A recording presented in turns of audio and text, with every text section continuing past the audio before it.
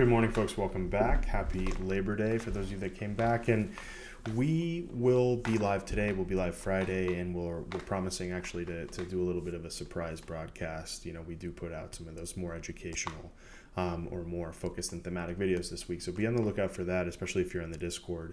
And I'll also tease that on the 22nd, we'll be having a collaborative sort of webinar with a good friend of mine, fellow sort of founder, fellow person attacking some of the problems that exist in financial services today. So we'll tease that. Super exciting. If you want to find out more, feel free to ping me directly or not. But this morning we're talking a little bit about some brands, but the overarching theme is media and culture, which is something that's very hard to quantify in the financial world, and a lot of analysts sort of scoff at it because if they can't find an analytic or they can't find a methodology to assign it a valuation or assign it a growth rate or something along those lines, some sort of function to a component of value within a business, it can become very frustrating to try to understand it, to invest it, and to put a dollar figure on it. So we're talking about Disney, we're talking about Spotify, but I also want to talk about Nintendo and a little bit about Sony to try to round out this theme that we're all starting to get peppered with in financial press and probably some podcasts and things of that nature. So one is Spotify. Spotify has basically been caught a little bit with their pants down because they made these massive investments into podcasts, into big brand podcasts, thinking that this was the definitive future of media, and they're finding that this investment was perhaps a bit lackluster. Now, Spotify, tries to position itself as more than a marketplace or a commodity in some respect, because there are many ways that we can listen to media and we can consume media, YouTube being, of course, one of the most popular, and then, of course, there's Apple Music and Amazon Music and various competitors. The real value is in who owns the content, right? Who owns the master records, who owns the actual rights to the podcast, who owns the content creators. This is something that in the music industry has been now sort of politicized. It's been torn up from the dirt, and a lot of people have been accused of being abusive or exploitative of certain artists by applying confusing deals and ultimately retaining the core IP of these artists. Actually, just a few days ago, I think P. Diddy returned the rights to the music to many of the artists that he managed over the years and that his label managed over the years. And so that's become sort of a win-lose scenario. On one end, great, thanks P. Diddy, you gave the artist back their value, but on the other end, it's like you held on for it for so long. So the internet's a little bit, the jury's out on that in some respect. But so the Spotify investment,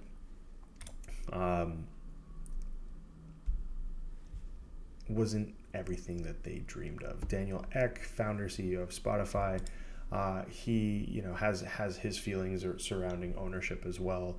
A lot of businesses have taken this approach. You see Barstool Sports, they really try to roll up podcasts and creators and put them under their umbrella. So there's a bit of a race to this, to owning the root of the content. And that takes me to Disney. Disney's core value has always been their IP, their cartoons, their animation, their stories, and their ability to project that IP across the world and create a subculture within its fan base has been one of the greatest sources of growth over the long term. Unfortunately, now you look at the stock price, and actually, if you held Disney over the last 20 years, you didn't make too much money.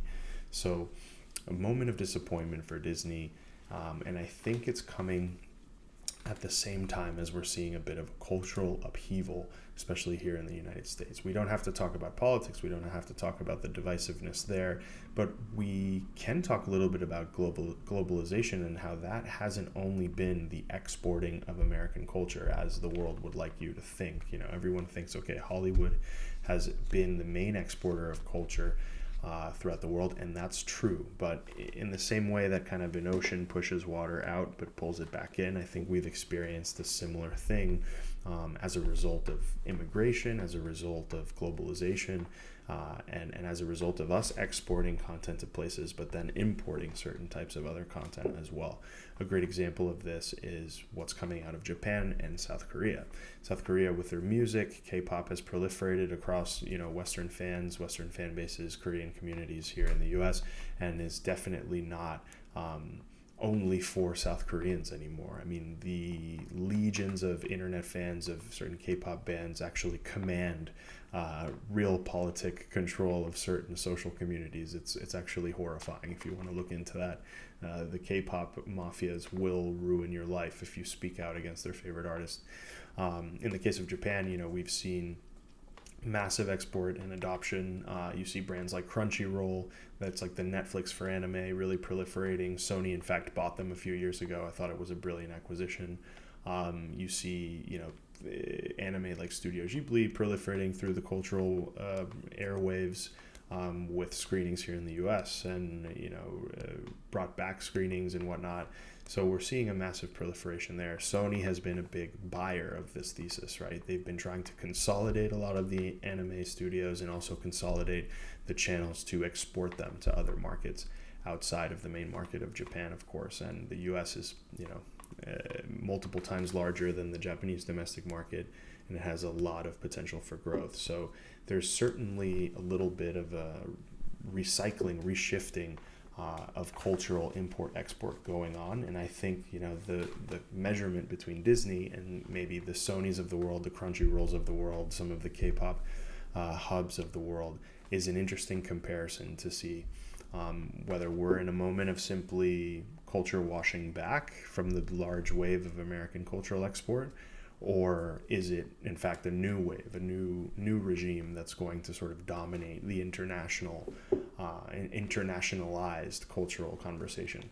So yeah, not too technical there today, but I do think it's like a really interesting theme to watch. This has been my thesis also for years with Nintendo, that Nintendo is a sleeping dragon because they have so much valuable IP that's extremely relevant to the generations that are only beginning to have children now, that are, and then younger children that grow up with these as primary sort of characters in their life, because nowadays gaming is much more important. Animated content is much more important than it used to be. And so I think we're seeing a little bit of a regime change, and I think the Nintendo Disney dichotomy is interesting. Disney is having trouble making its parks work. Nintendo is opening new parks. We'll see. The jury's still out to how those parks are doing or how that process is going.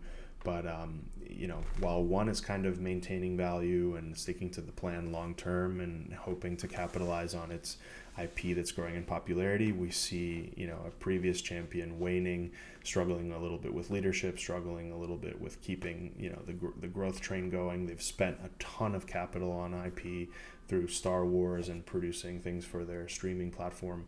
So we're certainly in a regime change, tumultuous kind of battle right now for these large houses of IP.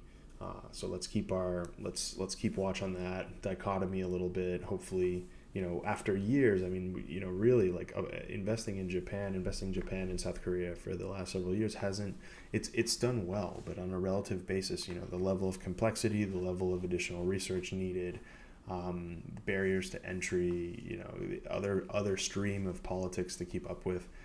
It hasn't produced the results that I think some of the really bullish sort of South Asia, ex-China investors have expected. So this is something to watch. I think this is finally beginning to manifest for those of you that look a little bit more globally on your investments. So take care, guys. That's what I have for today. We'll catch up on Friday and potentially Thursday as well. Potentially tomorrow. I might throw a little session your way.